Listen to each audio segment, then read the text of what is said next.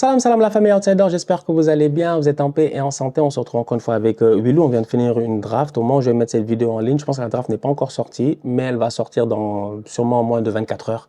Donc gérez-vous, j'espère que vous allez kiffer. Est-ce qu'on garde la surprise ou bien on leur dit? Ah, vas-y, tu peux balancer.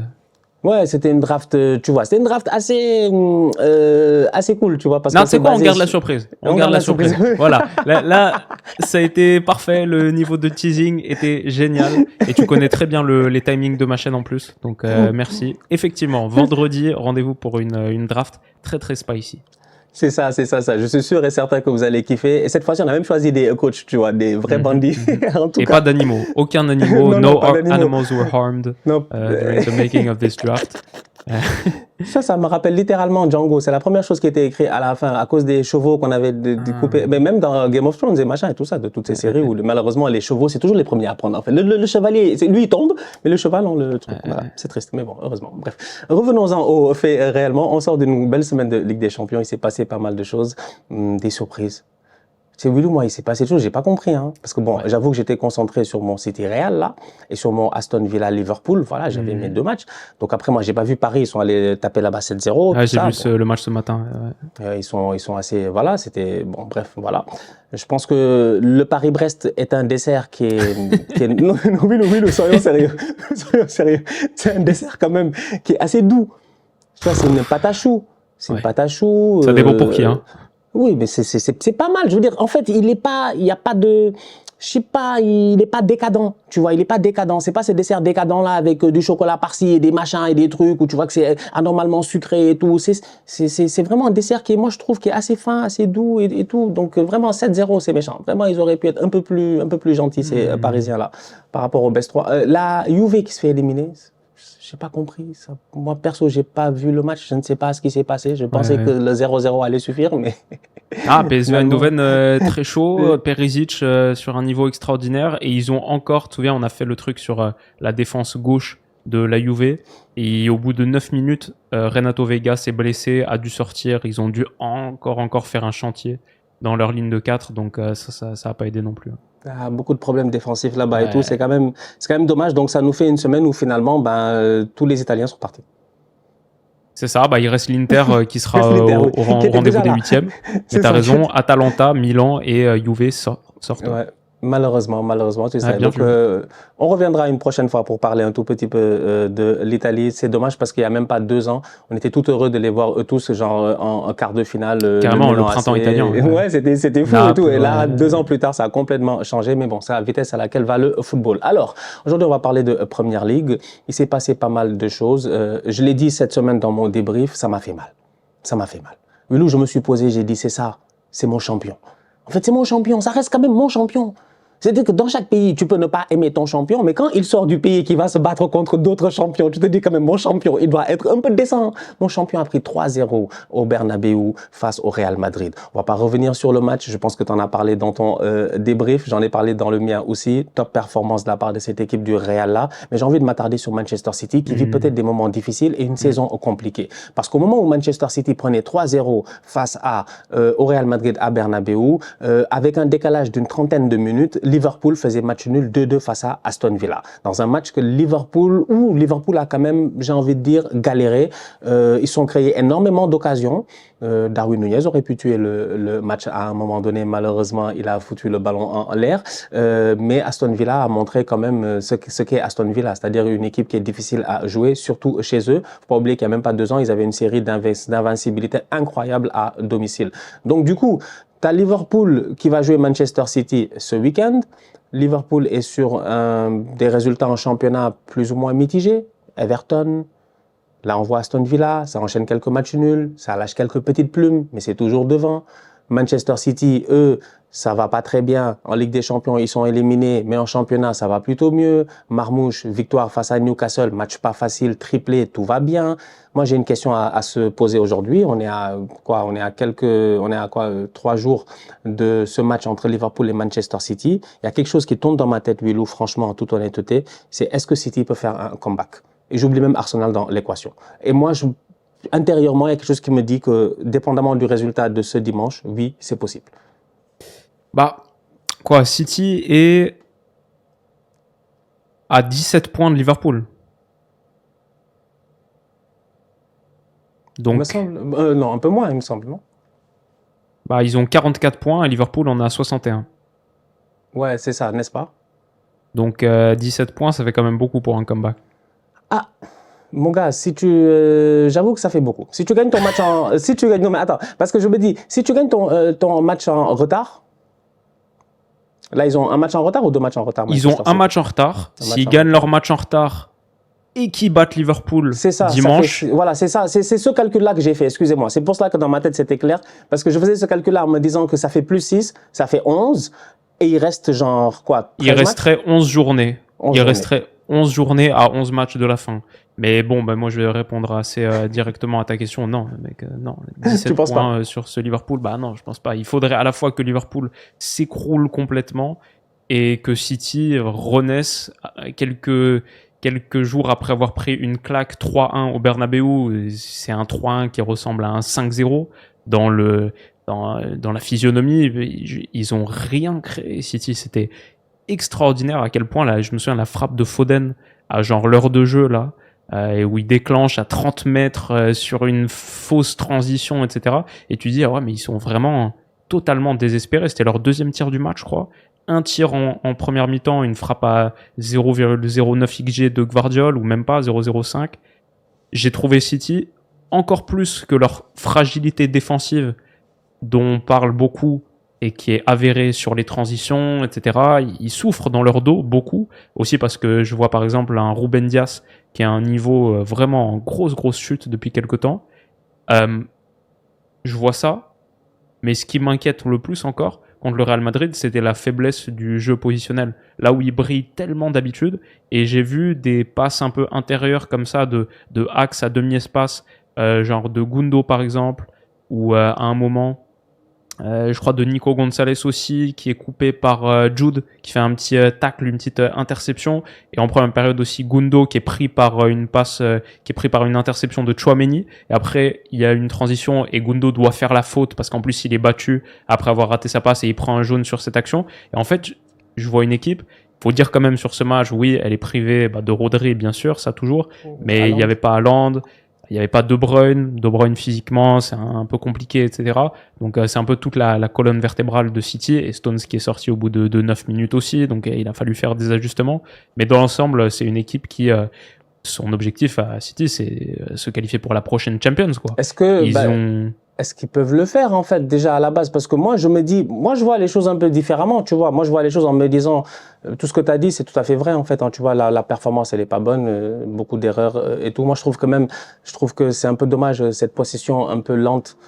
Tu vois, le Real, ils ont un jeu de transition très rapide, en fait, plusieurs fois, même quand j'ai envie de dire que le tiki-taka au Real, des fois, il ne dure pas plus que 15 secondes, et c'est parce que tu les as mis sous pression qu'ils sont obligés d'essayer de s'en sortir de quelque chose, tu vois. Mais sinon, le jeu en transition est assez rapide, un peu comme Liverpool aussi. Je pense que Guardiola manque un tout petit peu de cette capacité à pouvoir, genre, peut-être amener ça à son équipe. Hier, plusieurs fois, on les a vus, surtout en fin de rencontre, là. Dans les 15-20 dernières minutes, plusieurs fois, on les a vus. C'était des passes latérales, ça a essayé de tourner, d'essayer de faire passer ce ballon-là. Et même là, encore une fois, si tu balances un ballon dans l'axe, t'as pas un Haaland pour essayer de t'en sortir. Donc, je me dis, OK, ils ont pas bien joué, mais là, t'as full focus sur le championnat, là, tu vois. Ton full focus sur le championnat, vu que quand même tu viens de sortir d'une belle victoire face à Newcastle, j'ai envie de dire que si j'étais fan de Manchester City, je dirais que peut-être que cette équipe, oui, son objectif c'est de se qualifier en Ligue des Champions, mais d'essayer de peut-être aller viser beaucoup plus haut. Et ça commence dès ce dimanche. Est-ce qu'ils sont capables de le faire? Ça, c'est le gros point d'interrogation qu'il y a en ce moment. Est-ce que Haaland va être de retour et ça va les aider? Parce que ça aussi, c'est un point que je pense beaucoup de gens oublient. Tu pourras me dire statistiquement, mais je pense que Haaland, c'est énormément de buts cette saison quand même. Sans Haaland, peut-être que quand Pep disait la dernière fois que malgré tout ce qui s'est passé, on est quatrième, c'est ce qu'il a dit. Peut-être qu'il parlait des autres, des Tottenham, des United et puis des machins et tout cela. Si tu enlèves Haaland, peut-être ils sont pas quatrième, en fait, tu vois. Et hier aussi, on l'a vu. Le fait qu'il ne soit pas sur le terrain... Ouais, 27 buts cette saison, Haaland, Première Ligue plus Champions. C'est beaucoup, c'est beaucoup. C'est beaucoup. Genre, il n'est pas loin dans la course du soulier d'or avec les Lewandowski et tout cela. Hein. Il n'est pas loin. Je pense que Robert et Kane, ils sont à 31, 32, peut-être, je pense, il me semble, hein, si je ne m'abuse. Mais ouais, c'est pour dire. Donc, il est encore là, en fait, dans une équipe de Manchester City qui ne fonctionne pas bien. Donc, moi, je regarde ça et je me dis, je sais pas, oui, c'est vrai qu'ils sont nuls, ils sont pas bien, ils sont trucs, mais en championnat, il y a quelque chose qui me fait dire que c'est encore la terreur qu'ils pensent qu'ils sont. Tu vois. Bah, j'aimerais bien être d'accord, mais moi je vois 35 buts concédés par City cette saison en Première Ligue. 35 buts. À un moment, City, c'était genre à peine plus d'une vingtaine par saison. C'était la meilleure défense de Première Ligue avant qu'Arsenal arrive. 35 buts concédés déjà là. Il y a Liverpool qui a 26, Arsenal 22, Forest 29, Bournemouth 29, même Chelsea a encaissé moins de buts que City, Newcastle aussi, Fulham aussi. Je pense que c'est genre pas mieux que la 10e, 11e, 12e meilleure défense de Première Ligue, un truc comme ça avec 35 buts encaissés. Et je crois que leur objectif, ça doit être sécuriser le top 4. Parce qu'il y en a deux qui me semblent impossibles à aller chercher, Liverpool et Arsenal. Même Arsenal, c'est déjà 9 points d'écart entre City et Arsenal. Et City, ils sont pas sur une bonne dynamique. Ils ont battu Newcastle 4-0, ok. Mais ils ont perdu le week-end d'avant ça en Première Ligue. Ils se sont fait démembrer par le Real là. Et c'est un Real qui, bien sûr, a une qualité individuelle hors norme. Mais je pense que contre une équipe qui est encore plus fonctionnelle, encore plus équilibrée, genre Liverpool, ça pourrait être encore pire. Moi, je me souviens, bon, c'était il y a un petit moment maintenant, mais Liverpool, ils avaient éclaté le Real. Donc, c'est pas, le foot, ça marche pas comme ça marche pas par transposition, etc. Et même Liverpool, comme t'as dit, a légèrement réduit la voilure. Sur un match, tout est possible. Il est à l'Etihad en plus dans ce Man City-Liverpool. C'est un Liverpool il est à l'Etihad, qui s'est fait éliminer par Plymouth, même s'ils ont beaucoup fait tourner en FA Cup. Comme tu as dit, nul contre Everton, nul contre Aston Villa, victoire poussive contre les Wolves et tout. Ils avaient perdu contre le PSV Eindhoven en faisant tourner. C'est pas le meilleur Liverpool, c'est pas le Liverpool du début de saison. Mais si City là l'emportait contre les Reds et infligeait à Liverpool seulement sa 2e défaite de toute la saison en Première Ligue sur 27 matchs, je pense que ce serait quelque chose de très très spécial. Il y a genre 19 buts d'écart au différentiel de buts et 17 points d'écart. Et je pense que c'est à peu près la différence de qualité qu'il y a entre ces deux formations. C'est quand même très très triste d'en arriver là et de se dire que quand même on est là en février, on regarde City, on se dit presque c'est cramé en fait. Finalement, on est encore là parce que on a encore des frissons de Pep Guardiola, de Jürgen Klopp, de cette époque-là où le match Liverpool-City, il était incroyable, c'était chaud, les gars se rencontrent en Ligue des Champions, tu t'attendais que ça et tout. Je revoyais un peu le match aller, victoire 2-0 de Liverpool, axe central Van Dijk et puis Joe Gomez. Haaland, il fait un non-match pendant 90 minutes. Les gars, ils ont galéré, cette équipe de City-là déjà, et c'était il n'y a pas longtemps en plus, c'était il y a genre 2 mois, si je m'abuse, 2-3 mois, c'était début décembre. Cody Gakpo qui fait un grand match. Donc, ouais, effectivement, c'est quand même assez triste d'en arriver là. Donc, ouais, j'étais au match, j'étais en ouais, je le recherchais dans le calendrier. Ouais, c'est le match qu'on avait parlé, effectivement. Donc, tu vois, donc tu regardes ça et t'es comme, effectivement, il y a moyen, peut-être pour Manchester City, d'essayer sur un sursaut d'orgueil après une semaine difficile de s'en sortir face à Liverpool. Mais n'empêche, Liverpool, ils sont en mission, ils sont très, très forts. Un mot sur cette équipe de Liverpool-là en ce moment, j'ai envie de dire, qu'est-ce qui se passe là? Pourquoi ils encaissent des buts comme ça? Est-ce qu'il y a des... Parce que moi, je vois un peu de fébrilité défensive. Je vois un peu de fébrilité défensive du côté de Robertson. Je vois un peu de fébrilité de temps en temps, ces derniers temps, sur 2-3 matchs-là, de la part de Konaté. La dernière fois, voilà, face à Beto, quand même. Beto, c'est un attaquant bizarre, en fait. Je ne sais pas quel genre d'attaquant, en fait. Je pense que c'est un LeBron James du football, lui. Comme il célèbre comme LeBron James et tout. Mais il est grand, il est puissant et je trouve que le gars a fait son match. Je regarde... en plus, je pense qu'il prend un carton jaune. Il est obligé de le sortir, en plus, il me semble. Il est obligé de le sortir à la mi-temps, si je m'abuse pas. Van Dijk aussi, de temps en temps, un tout petit peu fébrile, malgré le fait qu'il est encore là et que, ouais, il fait partie des meilleurs défenseurs au monde. Il y a beaucoup de... Est-ce que c'est pas aussi une raison... j'ai beaucoup réfléchi à ça et je me suis dit, la raison pour laquelle Liverpool est en train en ce moment de perdre des points, est-ce que c'est pas aussi une gestion d'effectifs de la part de Arne Slot? Parce qu'il y a pas mal de changements qui sont faits. Trent ne joue que 60 minutes par match d'habitude. Ces derniers temps, j'ai l'impression qu'il est un peu dans une gestion un peu de son effectif parce qu'il arrive dans le crush de la Ligue des Champions, là où c'est important. Il a presque give up sur la FA Cup, j'ai l'impression, il n'en avait rien à faire, il s'en foutait parce qu'il sait qu'il va jouer, va jouer une finale de Cup là, dans une semaine ou deux face à Tottenham, face à Newcastle, pardon. C'est ça. Donc j'ai l'impression qu'il y a peut-être, tu sais, des fois tu lâches un peu de l'est, mais pour aller un peu plus vite. Tu vois, je ne sais pas pourquoi, moi, il y a un truc qui me vient un feeling. Si. Sur les compétitions, ouais, je pense, ouais. Sur la rotation d'effectifs, je sais pas, parce que par exemple, dernier match, il y a que Luis Diaz qui a été reposé et Curtis Jones titulaire, mais sinon c'est toujours le Alisson, Robertson, Van Dijk, Konaté, Trent, McAllister, Gravenberch, Szoboszlai, Salah. Ça c'est la complète, la totale. Et par exemple, je sais pas, on pourrait dire il essaye de faire un peu de management d'effectifs, etc. Mais Mo Salah, il a joué 99% des minutes possibles. Il joue beaucoup. Gravenberch aussi, Van Dijk aussi. Son ossature en vrai à Slot. Pour l'instant, cette saison, c'est un peu justement l'absence de turnover en première ligue. Mais c'est aussi ça la difficulté de ce championnat. Honnêtement, tu peux très peu faire de turnover. Les équipes qui veulent aller au bout et veulent aller le remporter, elles sont obligées de faire leur turnover, comme Liverpool l'a fait sur le dernier match de Ligue des Champions contre le PSV Eindhoven parce qu'ils étaient déjà qualifiés, sur Plymouth en FA Cup où tu fais jouer les Jadon Dance, etc., tous les jeunes du centre de formation. Et idéalement, oui, je crois que Slot, il devait être très content d'avoir perdu ce match contre Plymouth en FA Cup et d'avoir tank un peu cette compétition pour libérer de l'énergie, parce que en vrai, Liverpool, ils ont un bon effectif, mais ils n'ont pas un effectif si vaste que ça en profondeur non plus. Est-ce qu'il n'est pas fatigué l'effectif en fait rendu à ce point-ci? Parce que si tu regardes bien, je dis, tu sais, quand je parle de changement, c'est genre tu fais rentrer, comment il s'appelle, ton Kwanza ces derniers temps, il joue un peu plus, tu vois. Donc tu es un peu plus dans cette rotation là, Kwanza avec un des défenseurs, tu es dans une rotation entre Connor Bradley et puis Trent Alexander-Arnold, dans une rotation offensive qui est assez forte où finalement c'est Jota, Luis Diaz, on sait que c'est les titulaires, mais Darwin Nunez, il joue quand même ses 25-30 minutes souvent et puis régulièrement. C'est-à-dire, je me dis, et puis, ok, ça c'est les joueurs que tu bouges. Après, effectivement, tu as raison, il y a les autres, ils bougent pas. Mais les autres, est-ce qu'ils sont pas épuisés? McAllister, il court, il joue. Gravenberch, il arrête pas. Il court, il joue beaucoup. Les gars, ils arrêtent pas. Salah, machin. Donc, moi, je sais pas. En fait, là, on est le 20 février.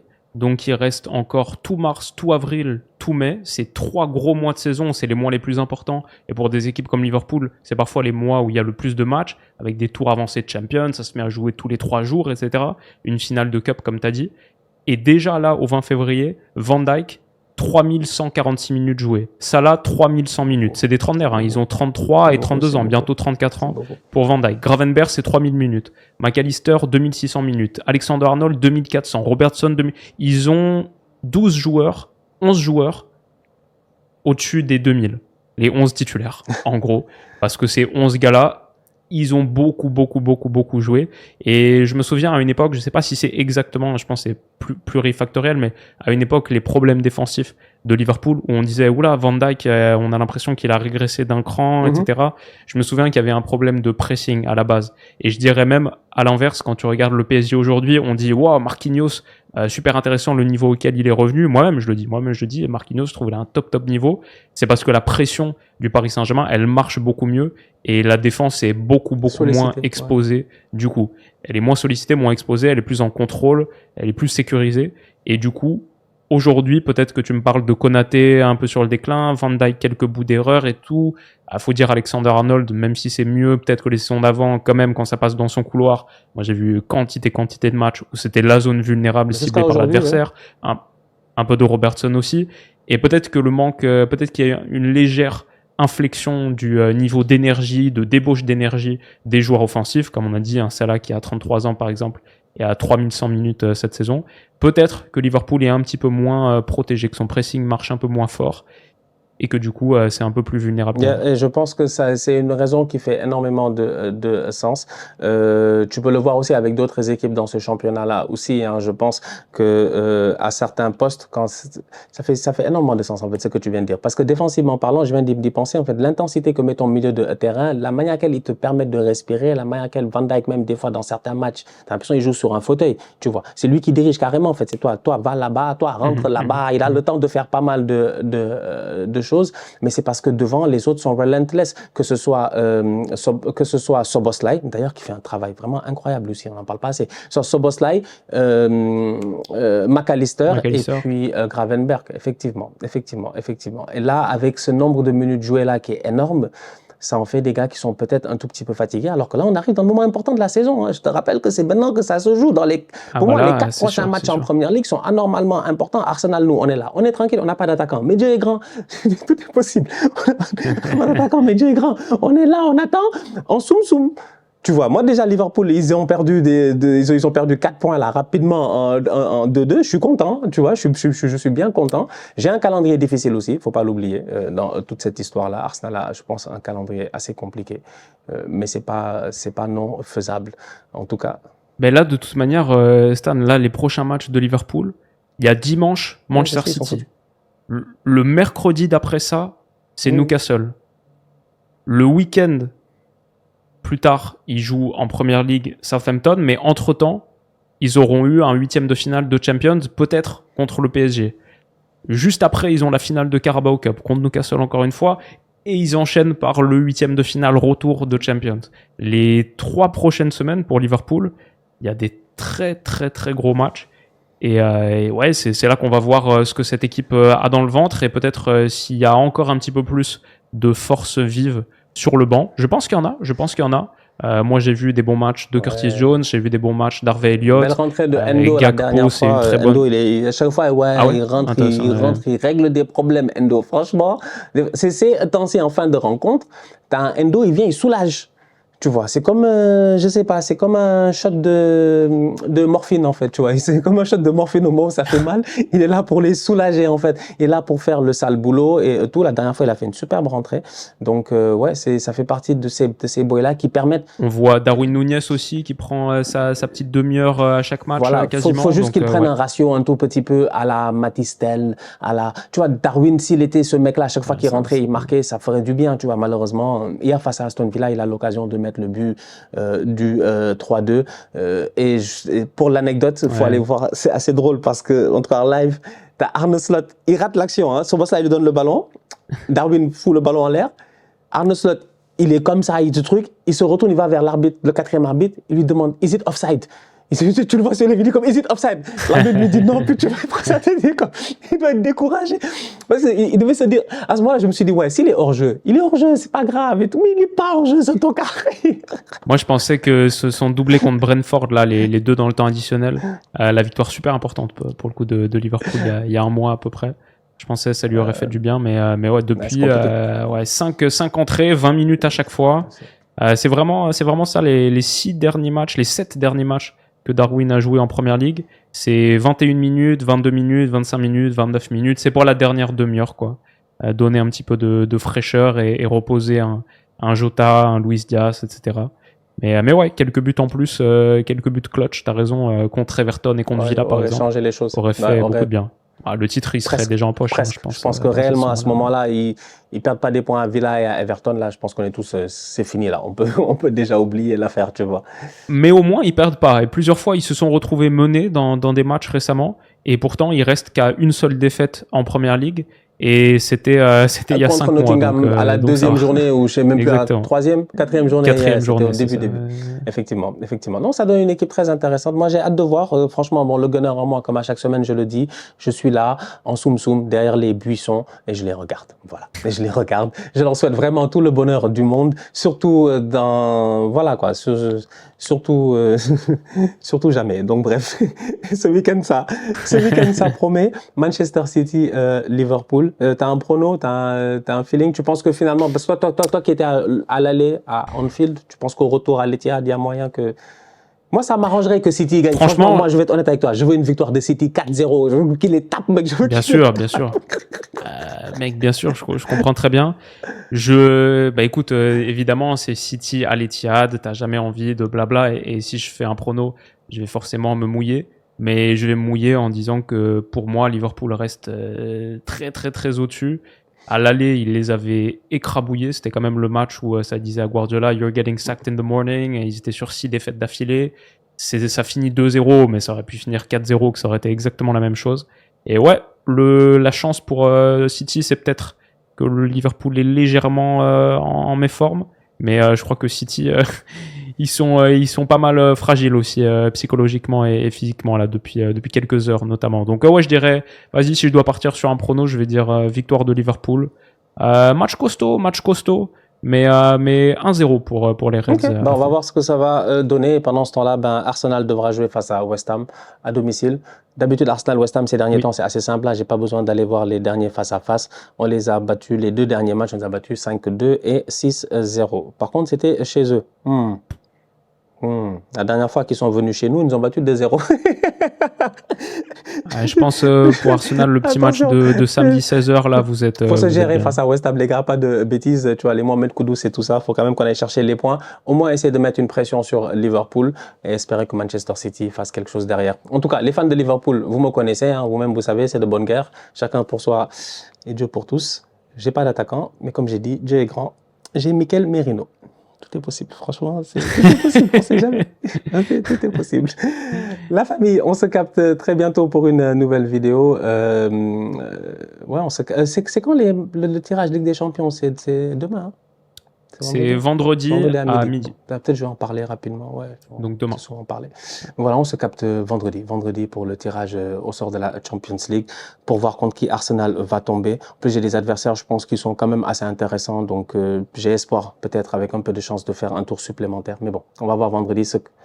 Et tirage au sort Europa League aussi, très très important, avec un magnifique OL Ajax qui arrive. Ça, j'espère que tu seras au stade. Hein. Ouais. Franchement, j'ai dit là. Quel stade? Ouais, les deux, en fait, j'avoue que là, tu as le choix. Là, tu dois faire le match, tu dois faire aller-retour. Là, vraiment, tu as le choix. En tout cas, écoutez, vendredi, on saura exactement. Et en plus, on va aussi avoir le tableau final, je pense, jusqu'à la fin. Donc, ça va être cool. Bien sûr, pouvoir faire les prévisions et puis tout cela. Donc, c'est ça. Classico en finale de Ligue des Champions pour la première fois de l'histoire. Liverpool-Barça, des 2 parties du tableau différentes aussi. Ça, c'est pas mal. Ça, c'est un truc que j'ai repéré dans cette nouvelle formule de Champions. Ça fait un peu comme Roland Garros, Wimbledon et tout. T'as toutes les têtes d'affiche. C'est Liverpool, Barça, Inter et Arsenal. Forcément qu'on finit 1, 2, 3, 4. Sont tous les 4 dans 4 parties de tableau différentes. Oui. Dans 4 carrés. Donc ça c'est non, c'est pas mal. Moi, mon seul problème avec le format là, c'est le fait que, en fait, avant tu évitais les gars de ton pays jusqu'au quart. Là maintenant, à tout moment tu peux tomber. Mais là, Real Atleti en 8e de finale, il aurait une petite saveur. Surtout vu le championnat en ce moment, et surtout vu le Real Atleti il y a quelques semaines, il y a pas longtemps là, avec toute la polémique arbitrale et tout ça. Et moi j'ai hâte de. Exactement. Ce serait. Quand je sais même pas qui va arbitrer ce match, mais bonne chance. En tout cas, la famille, on se capte très bientôt pour une nouvelle vidéo. D'ici là, on continue à liker, on continue à partager, on s'abonne. On est ensemble, on reste en santé, c'est toujours le plus important. Tout ça, c'est